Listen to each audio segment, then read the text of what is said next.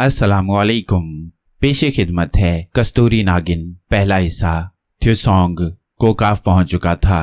मारिया वर्गान शहर से परवाज करती हुई सारिगान शहर के कार में बैठी केटी और जूली सोंग की तरफ जा रही थी ताकि उन्हें यह बताए कि जो घुड़सवार कब्रिस्तान से निकलकर वर्गान शहर गया था वो वही कब्र वाला मुर्दा है जो नाक के डसने से जिंदा हो गया है और याकूस के नाम से एक आलीशान हवेली में जिंदगी बसर कर रहा है। थ्यूसोंग को बूढ़ी जादूगरनी खाला एक थैले में बंद करके कोकाफ ले गई थी, जहां रस्म के मुताबिक उसने थ्यूसोंग को दूसरे जादूगरों के सामने पेश किया। थ्यूसोंग बेहोश था। उसके बाएं हाथ को बूढ़ी खाला ने मंत्र पढ़कर सुनकर रखा था ताकि वो अपने जिस्म को उंगली लगाकर बड़ा ना हो जाए।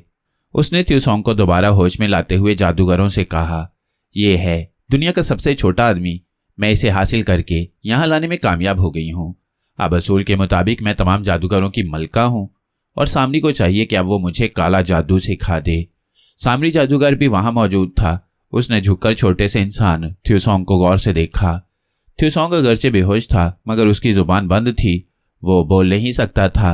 सामरी जादूगर ने थ्यूसोंग को अपनी उंगली से पकड़कर दूसरे जादूगरों को दिखाया और कहने लगा, खाला ने यह कारनामा अंजाम दे दिया है। अब शर्त के एतबार से ये तुम्हारी मलका है। मैं इसे काला इलम बता दूंगा। उस वक्त बूढ़ी खाला जादूगरनी के मलका होने का ऐलान कर दिया गया। सामरी ने कहा, मैं आज रात तुम्हें काला इलम बता दूंगा। खाला जादूगरनी ने थ्यूसोंग को थैली में बंद किया और कोकाफ के अपने महल की एक कोठरी में आ गई। उस कोठरी में एक शानदार पलंग बिछा था। दीवारों पर इंसानी और जानवरों की खोपड़ियां टंगी हुई थीं। खाला जादूगरनी ने थ्यूसोंग के थैले को लोहे के एक संदूक में बंद करके तिलिस्मी ताला लगा दिया। ये तिलिस्मी ताला ऐसा था कि सिर्फ बूढ़ी जादूगरनी ही इसे तिलिस्म पढ़कर खोल सकती थी। वो पलंग पर लेट गई।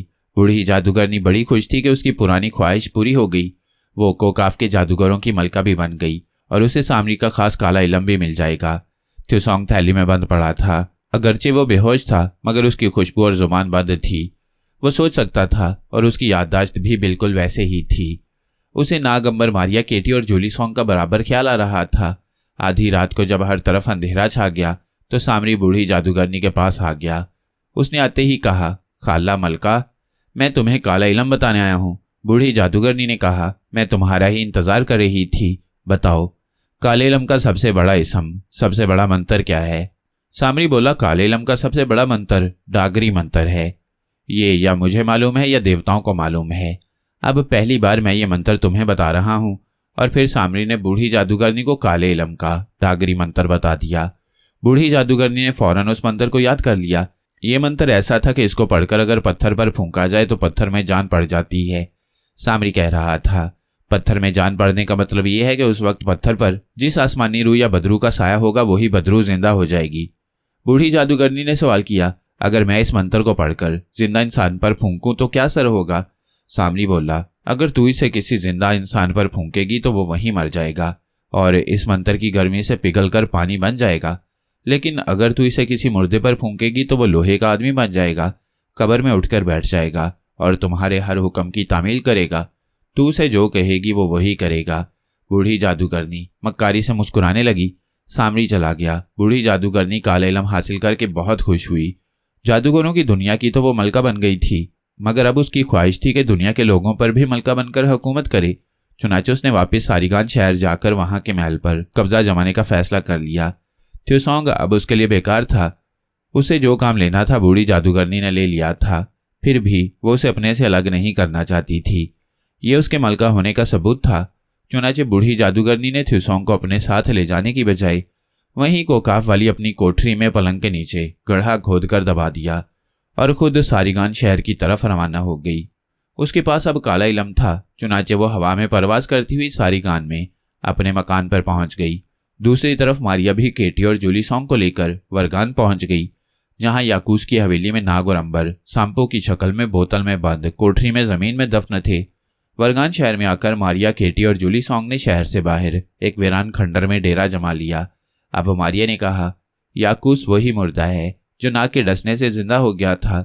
मैं यकीन से नहीं कह सकती कि इसके पास नाग है कि नहीं, मगर बहरहाल मुझे इसकी हवेली की एक बार फिर तलाशी लेनी होगी।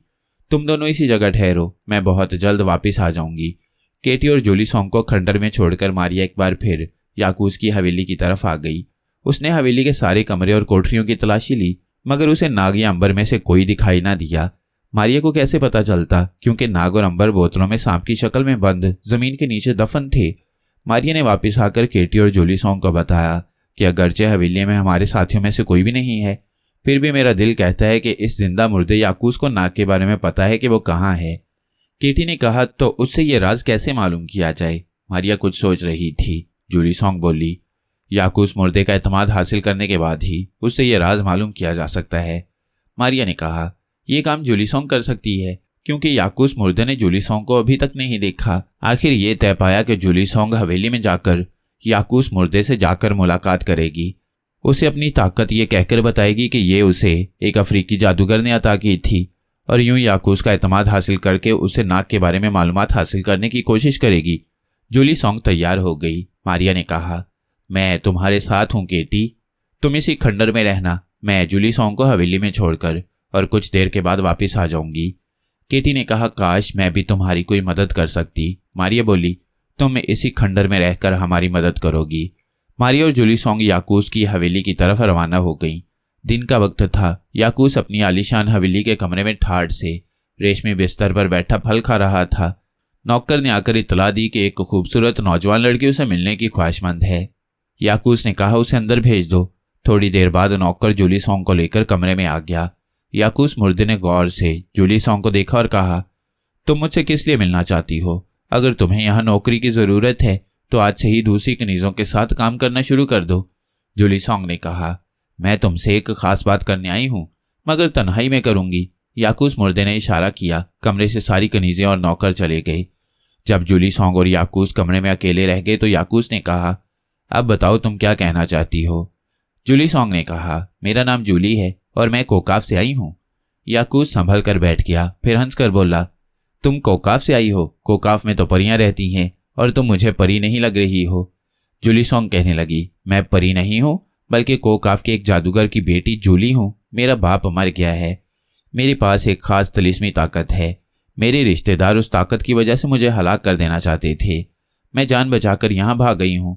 मैंने लोगों से तुम्हारी तारीफ सुनी कि तुम बड़े अच्छे आदमी हो, इसलिए तुम्हारे पास आ गई हूँ। अगर तुम मुझे अपने पास रख लो और मुझे मेरे जादूगर रिश्तेदारों से बचा लो तो मैं अपनी ताकत तुम्हारे इस्तेमाल में ला सकती हूँ। याकूस की आंखें जूली सॉन्ग पर जमी हुई थीं। जूली सॉन्ग महसूस कर रही थी कि याकूस की निगाहों में मुर्दा आंखों की ठंडक और बेजानपन है। याकूस मुर्दा बड़े गौर से जूली सॉन्ग की बातें सुन रहा था। जब जूली सॉन्ग ने अपनी बात कह दी तो वो बोला, क्या तुम मुझे अपनी ताकत का मुजाहिरा करके दिखा सकती हो? क्यों नहीं? जूली सॉन्ग ने कहा, मगर इस शर्त पर कि तुम इसका जिक्र किसी से नहीं करोगे और मेरी ताकत को लोगों की भलाई के लिए इस्तेमाल करोगे। याकूस ने अय्यारी से कहा, मैंने तो हमेशा लोगों की भलाई के काम किए हैं। तुम बेफिक्र होकर मुझे अपनी ताकत दिखाओ। जूली सॉन्ग कहने लगी, ये ताकत मुझे मेरे बाप दादा की तरफ से मिली है और खालिस हमारी खानदानी चीज है। फिर जूली सॉन्ग ने कोने में पड़े हुए लोहे के भारी संदूक की तरफ इशारा किया और बोली, मैं अपनी आंख की सफेद शुआ से इस भारी संदूक को जमीन से 15 फुट ऊंचा उठा लूंगी, तुम देखते रहना। और जूली सॉन्ग ने ऐसा ही किया। उसने संदूक पर नजर डाली और अपनी आंख से सफेद शुआ निकालकर संदूक पर डाली।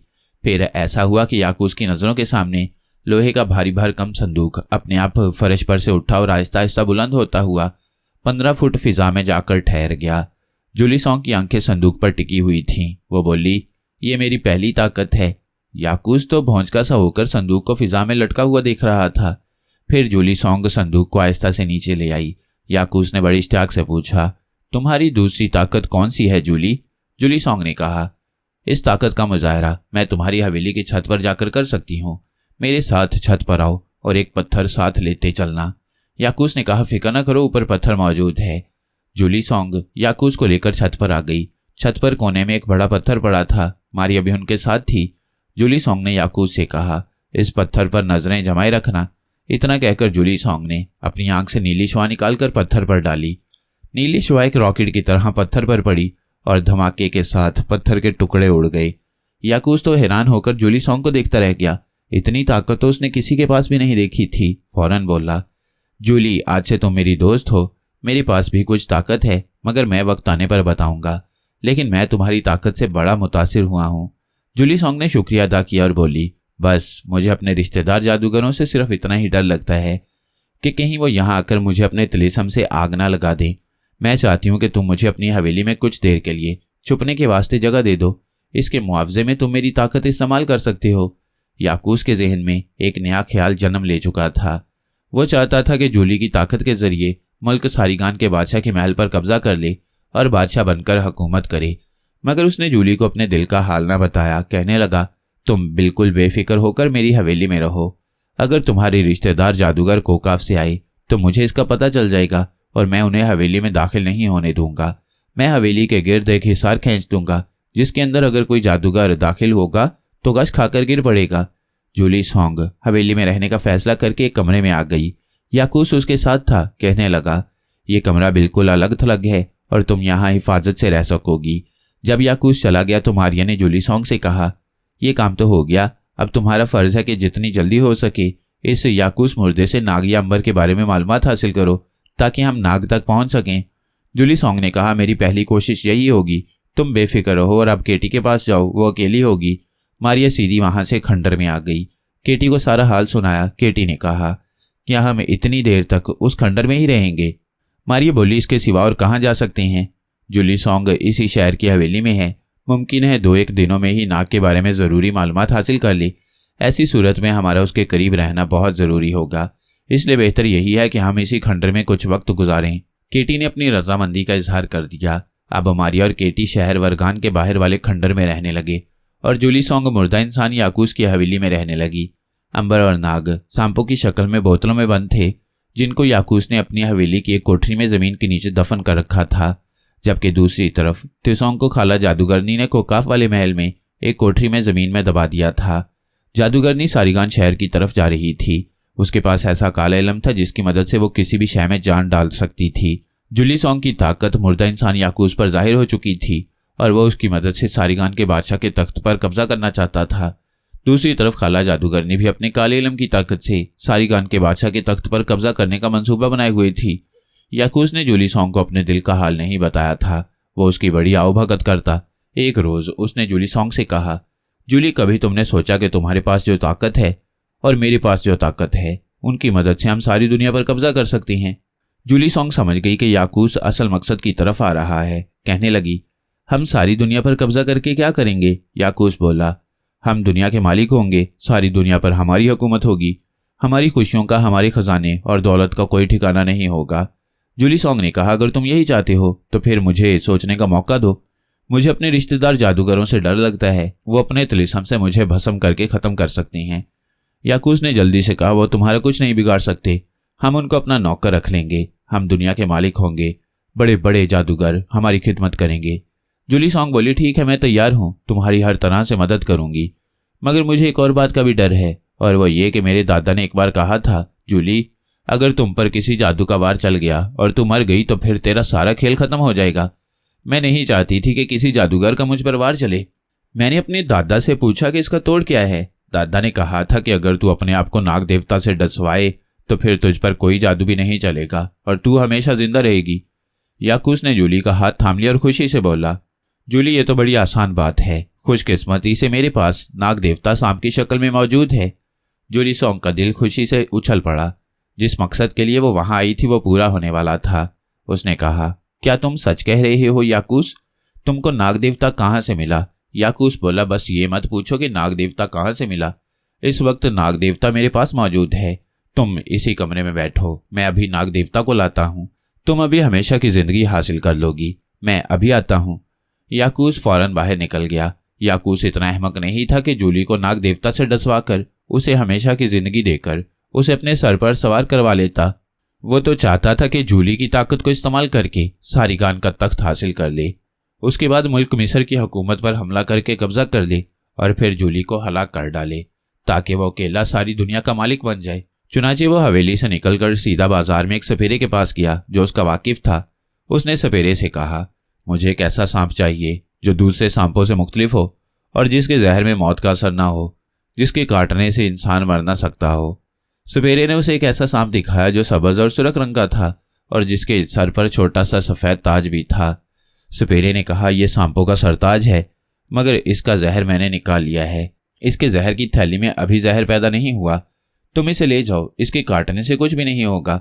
याकूस ने सपेरे को सोने के 2 सिक्के दिए और बोला, मैं कल ये सांप तुम्हें वापस कर जाऊंगा। सांप लेकर याकूस हवेली में आ गया। जूली अपने कमरे में बैठी नाग के बारे में सोच रही थी। जूली ने नाग को सांप के रूप में देख रखा था, मगर वो ये भी जानती थी कि नाग पर उस वक्त जादू का असर होगा और हो सकता है कि वो किसी अजीब तरह के सांप की शक्ल में हो।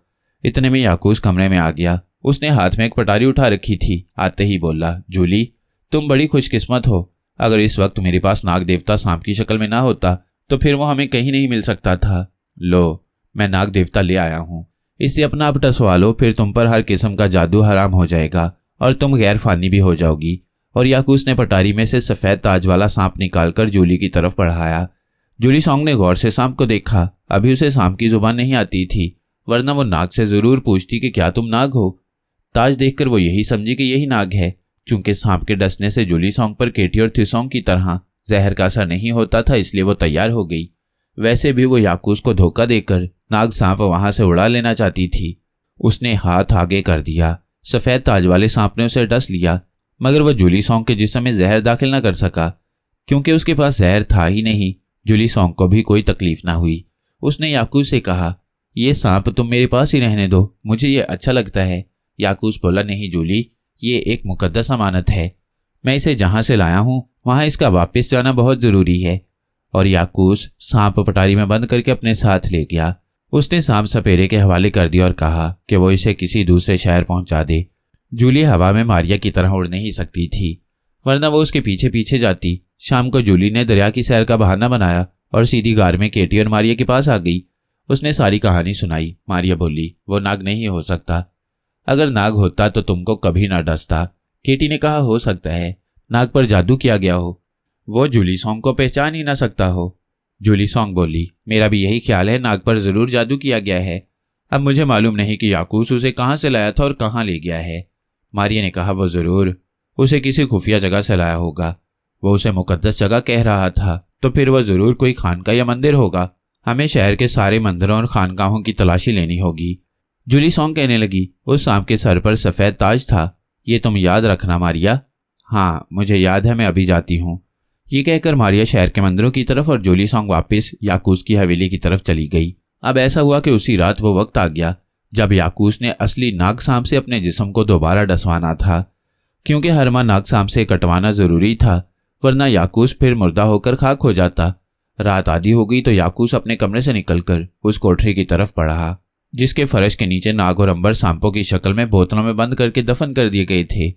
याकूस ने गड्ढा खोलकर नाग की बोतल बाहर निकाली और सांप से कहा, मैं आ गया हूं नाग सांप, मुझे एक बार फिर काटो, तुम मुझे काटने के पाबंद हो। नाग नीम बेहोशी में था। उसने याकूस के पांव पर इस तरह काट दिया जिस तरह पहली बार उसे कब्र में काटा था। याकूस ने फौरन नाग को बोतल में डाला और गड्ढे में रखकर उसे बंद कर दिया। इसके साथ ही दूसरी बोतल में अंबर भी सुरख सांप की शक्ल में बेहोश पड़ा था। याकूस वापस अपने कमरे में आकर सो गया। वो 1 महीने के लिए आजाद था। दूसरी तरफ मारिया ने शहर के सारे मंदिर और खानकाहें देख डाली। उसे सफेद कलगी वाला सांप कहीं भी नजर न आया। अब मारिया और केटी ने किसी सांप को बुलाकर उससे मदद लेने का फैसला कर लिया। उस वक्त मारिया ने खास आवाज निकाली और उसी वक्त खंडर में एक सांप आ गया। मारिया ने उसे बताया कि वो नाग देवता की बहन है। सांप ने अदब से ताजीम की और बोला, अजीम नाग देवता की बहन, मैं क्या खिदमत कर सकता हूँ। मारिया ने उसे कहा कि नाग देवता का हमें कुछ पता नहीं चल रहा कि वो कहाँ है, क्या तुम उसका सुराग लगाकर हमें बता सकते हो। सांप बोला, अजीम नाग देवता की बहन, हमें इस वक्त नाग देवता की धीमी धीमी खुशबू सिर्फ तुम्हारे कपड़ों से आ रही है। इसके सिवा हमें नाग देवता की खुशबू किसी तरफ से भी नहीं आ रही।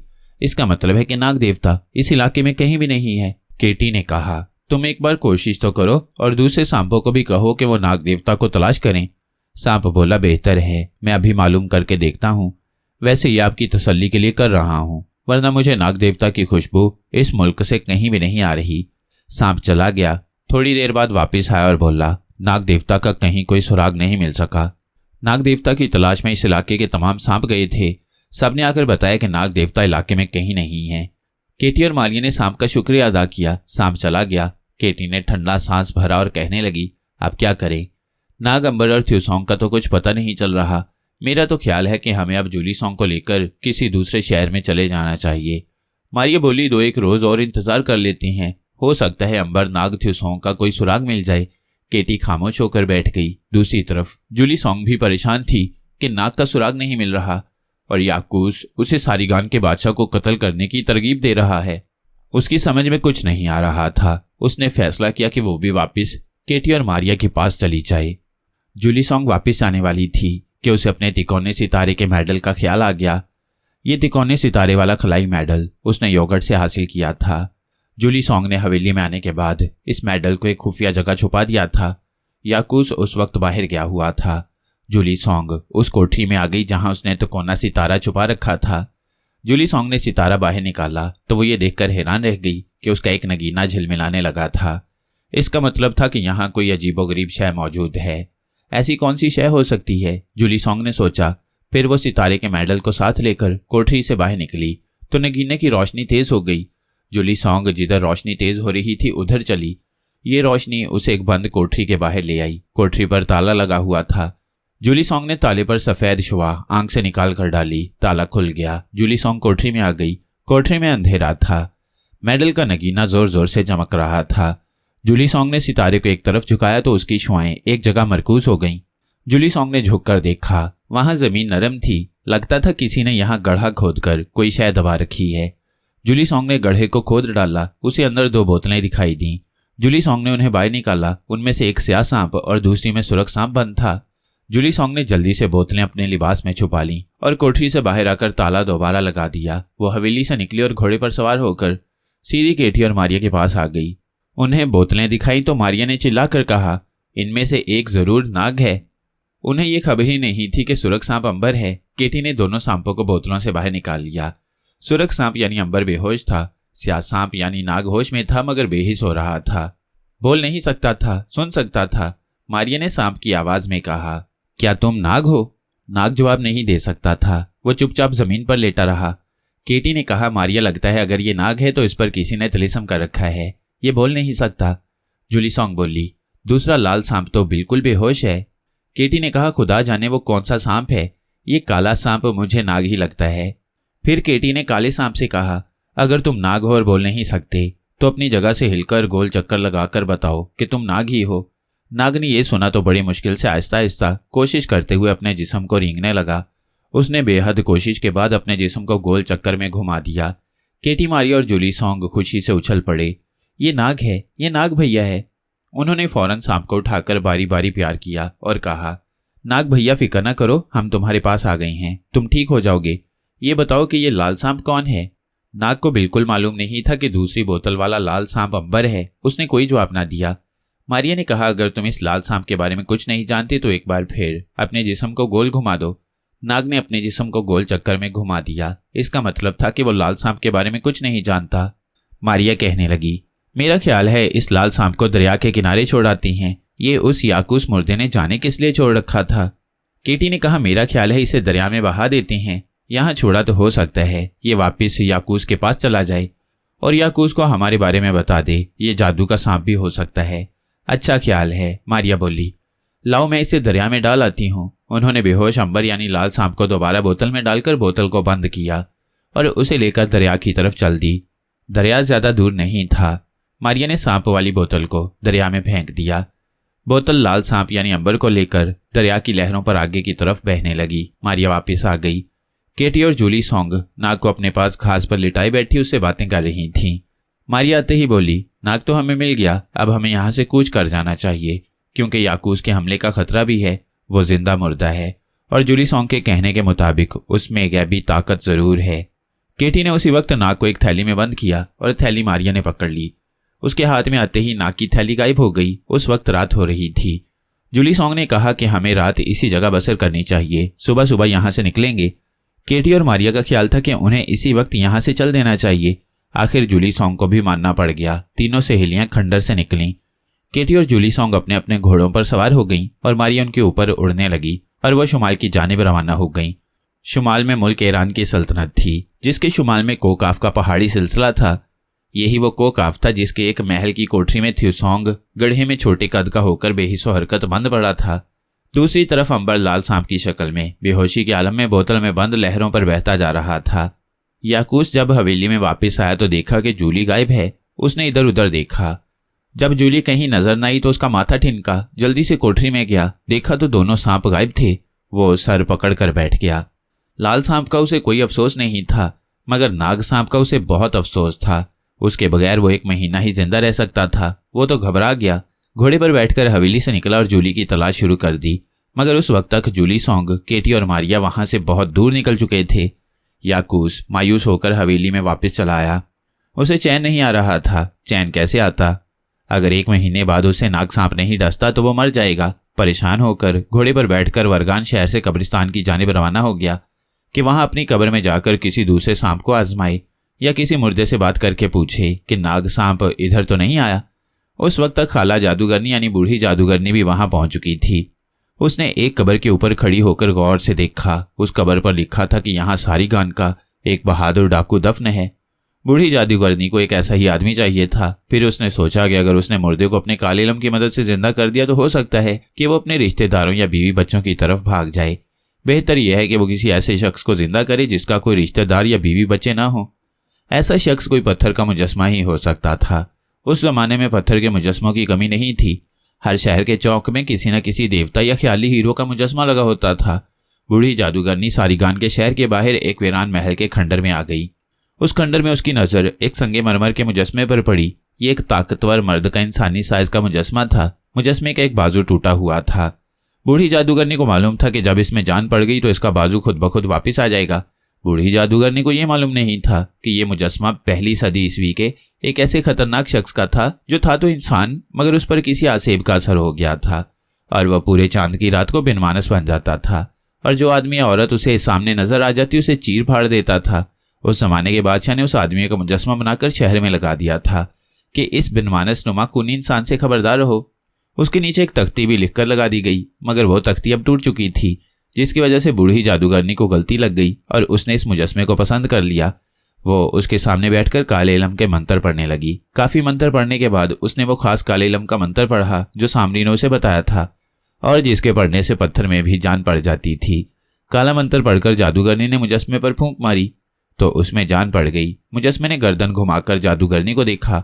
फिर उसने बाजू को देखा जो पूरा हो चुका था, अब टूटा हुआ नहीं था। जादूगरनी ने कहा, तुम मेरे गुलाम हो, मैंने तुम्हें जिंदा किया है, तुम्हारा नाम क्या है? मुजस्मे के चेहरे पर बड़ी मक्काराना हंसी पैदा हुई और उसने खड़खड़ाती मर्दाना आवाज में कहा, मेरा नाम जमरूत है, तुम कौन हो? जादूगरनी ने कहा, मैं कोकाफ की मलका जादूगरनी हूं, मैंने तुम्हें अपने तिलिस्म से जिंदा किया है, तुम मेरे गुलाम हो, तुम मेरे हुक्म के पाबंद हो, जो मैं कहूंगी वही तुम्हें करना होगा, चल मेरे साथ। मुजस्मे ने गुर्राते हुए जादूगरनी पर हमला कर दिया। जादूगरनी ने फौरन दूसरा मंत्र पढ़कर फूंका। जमरूद का मुजस्मा वहीं पत्थर बन गया। जादूगरनी ने उसे फिर काला मंत्र पढ़कर जिंदा किया और गुस्से में कहने लगी, अगर अब तुमने अपनी मालका पर हमला किया तो मैं तेरे टुकड़े टुकड़े कर डालूंगी। तुम मुझे कोई नुकसान नहीं पहुंचा सकती मगर मैं तेरे टुकड़े उड़ा सकती हूँ। बोल, क्या अब ऐसी हरकत करोगे? जमरूद मुजस्मे ने गर्दन नफी में हिलाते हुए कहा, अब ऐसा नहीं करूंगा, और वो अय्याराना अंदाज में मुस्कुराने लगा। जादूगरनी ने उसे साथ लिया और सारीगान शहर के कब्रिस्तान से दूर एक वीरान खंडर के नीचे तय खाने में लाकर जमरूद मुजस्मे को उसमें खड़ा कर दिया और बोली, जब तक मैं वापस नहीं आऊंगी तुम इसी जगह रहना। अगर तुमने अपनी जगह से हिलने की कोशिश की या बाहर जाने की कोशिश की तो आग में जलकर राख हो जाओगे। ये कहकर बूढ़ी जादूगरनी बाहर निकल गई। बाहर जाते हुए इसने दरवाजे के आगे फासले फासले पर 3 लकीरें खींच दी। ये जादू की लकीरें थीं। जादूगरनी के जाने के बाद जमरूद मुजस्मे ने बाहर निकलने की कोशिश शुरू कर दी। उसके लिए कोठरी का दरवाजा तोड़ना मामूली बात थी। जमरूद मुजस्मा बाहर निकल आया। उसने कदम आगे बढ़ाया ही था कि जादू की लकीर से उसका पांव टकराया। एक शोला भड़का और जमरूद एकदम पीछे हट गया। उसने 2-3 बार वहां से निकलने की कोशिश की मगर तिलिस्मी लकीरों की आग ने उसे आगे न जाने दिया। जमरूद बेबस होकर कोठरी में वापस आ गया। इतने में याकूस भी कब्रिस्तान में पहुंच चुका था। उसने अपनी कब्र को देखा, वो खाली पड़ी थी। उसके साथ वाले मुर्दे की हाथ की हड्डी खाली कब्र की दीवार में से बाहर निकली हुई थी। याकूस ने मुर्दे की हड्डी पर हाथ रख दिया और बोला, मेरे दोस्त, मैं याकूस हूं। मैं कई बरस तक तुम्हारा हमसाया रहा हूं। मैं तुम्हारे साथ वाली कब्र में था। अब मैं तिलिस्म के जोर से जिंदा हो गया हूं। क्या तुम मेरी मदद करोगे? दूसरी कब्र के मुर्दे की आवाज आई, अगर तुम मुझे जिंदा कर दो तो मैं तुम्हारी मदद कर सकता हूं। याकूस ने कहा, मैं तुम्हें सिर्फ एक सूरत में जिंदा कर सकता हूं कि मुझे नाग सांप मिल जाए जो तुम्हें डसे, मगर नाग सांप मेरे हाथ से निकल चुका है। अब मैं मजबूर हूं। दूसरी कब्र के मुर्दे ने कहा, तो फिर मैं तुम्हारी कोई मदद नहीं कर सकता। याकूस बोला, तुम सिर्फ मेरी इतनी सी मदद कर दो कि अगर नाग सांप का इस खाली कब्र में से गुजर हो तो उसे अपने हाथ से पकड़कर काबू कर लेना। मैं रोजाना शाम को आकर मालूम कर जाया करूंगा।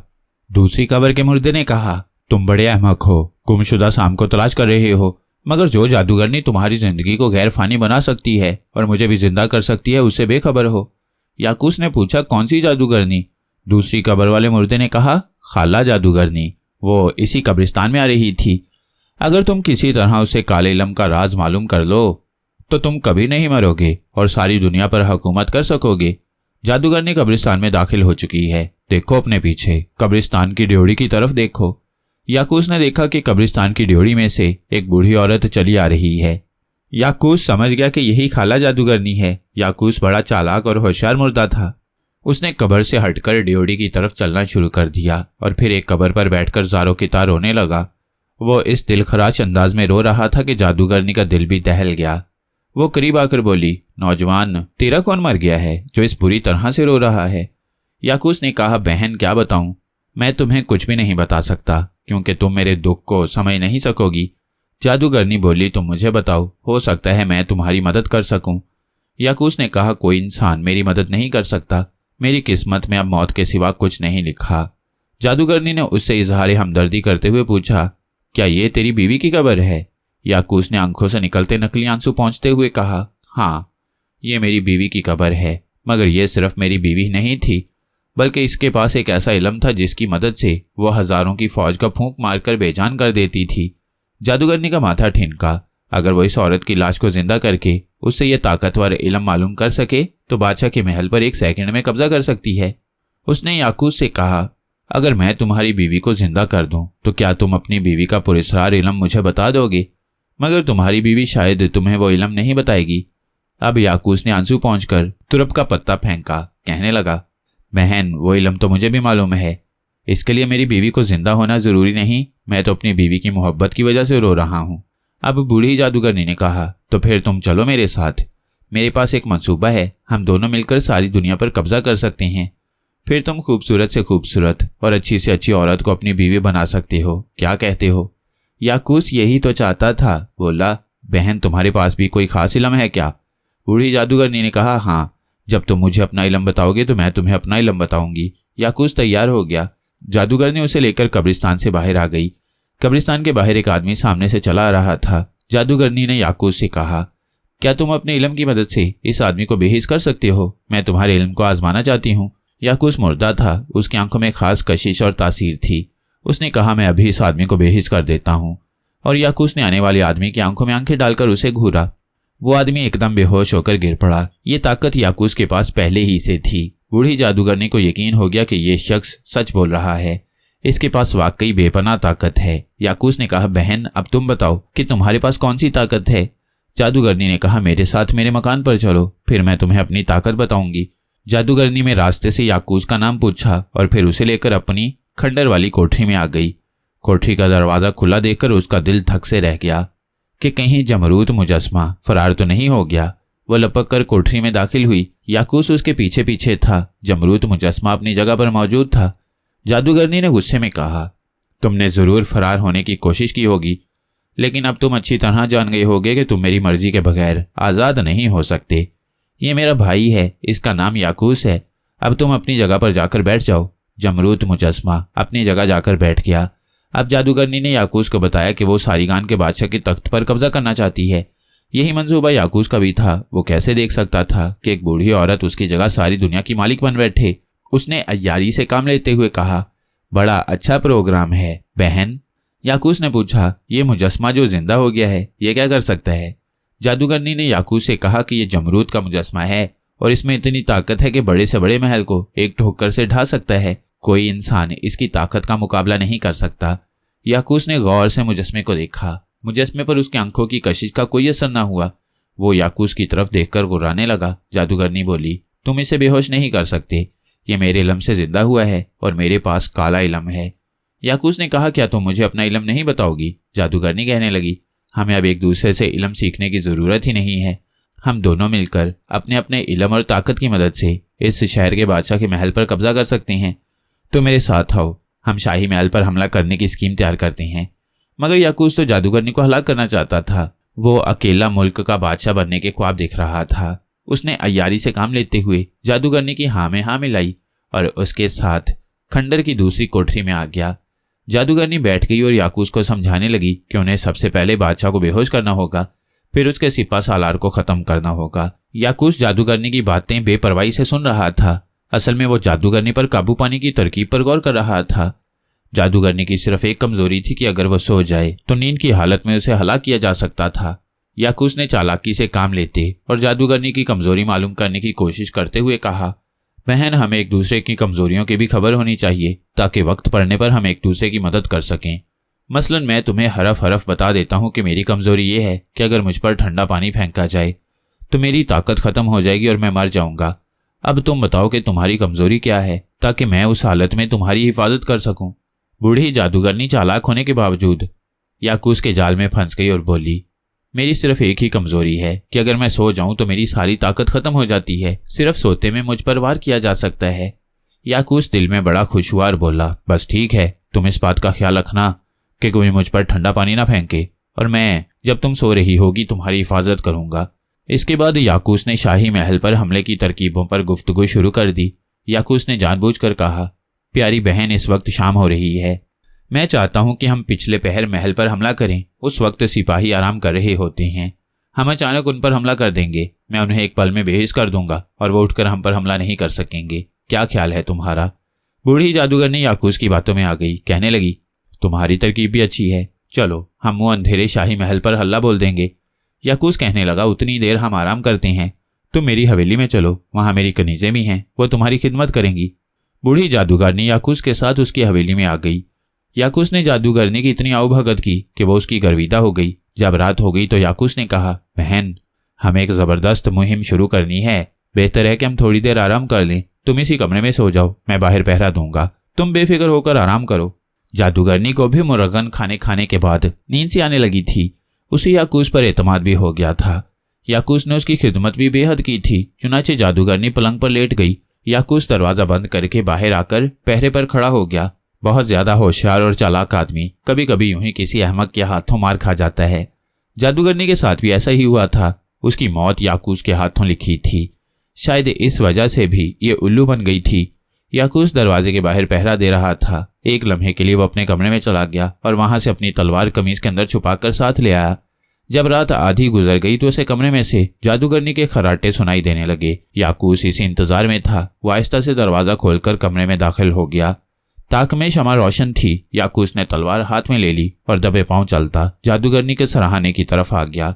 आते ही उसने एक लम्हे का भी इंतजार न किया और इतनी जोर से तलवार का वार किया कि जादूगरनी का सर तन से जुदा कर दिया। जादूगरनी के मरते ही वहां चीखों की आवाजें बुलंद हुईं जो सिर्फ याकूस ही सुन सकता था। फिर आहिस्ता आहिस्ता ये आवाजें बंद हो गईं। याकूस ने जादूगरनी के मुर्दा जिस्म को उठाकर हवेली के सेन में कड़हा खोदकर दफन कर दिया और वहां से सीधा खंडर की तरफ चल पड़ा। वो ये देखना चाहता था कि जादूगरनी की मौत का मुजस्मे पर क्या असर पड़ा है। खंडर में आते ही उसने कोठरी का दरवाजा खोलकर देखा। मुजस्मा जमरूद अपनी जगह पर खामोश बैठा था। याकूस ने उसकी तरफ देखकर कहा, अब तुम मेरे गुलाम हो। मेरे पास वो काला इल्म आ गया है जिसमें तुम्हारी जान है, जिसको पढ़कर मैं तुम्हें भस्म कर सकता हूँ। बोलो तुम क्या कहते हो? जमरूद बोला, मैं तुम्हारा गुलाम हूँ। जिसके पास काला इल्म हो मैं उसी का गुलाम हूँ। याकूस ने पूछा, तुम्हारा नाम क्या है? जमरूद ने याकूस को अपना नाम बताया। याकूस ने कहा, अभी तुम इसी कोठरी में रहोगे। मैं कल रात को तुम्हें अपना नया हुक्म सुनाऊंगा कि तुम्हें क्या करना होगा। जमरूद ने कोई जवाब ना दिया। खामोशी से याकूस की तरफ देखता रहा। याकूस को खतरा था कि कहीं जमरूद उसके हाथ से ना निकल जाए। वो उसे हलाक नहीं कर सकता था क्योंकि याकूस मुर्दा था और मुर्दे को कोई नहीं मार सकता। उसे सिर्फ यही डर लगा हुआ था कि अगर नाग सांप उसे ना मिल सका तो वो 28 दिनों के बाद अपनी मौत आप मर जाएगा। दूसरी रात उसने जमरूद मुजस्मे को हुक्म दिया, सुनो, मुझे एक सांप की सख्त जरूरत है जिसका नाम नाग सांप है। वो सांपों का देवता है। उस सांप को कहीं से हासिल करके मेरे पास लाओ, ये मेरा हुक्म है। जमरूद ने घुर्राती हुई आवाज में कहा, कोई सांप मुझसे छुपा हुआ नहीं है। मैं नाग सांप को अभी लेकर हाजिर होता हूँ। क्या वो सारिगान शहर में ही है? याकूस बोला, ये तुम्हें मालूम करना होगा।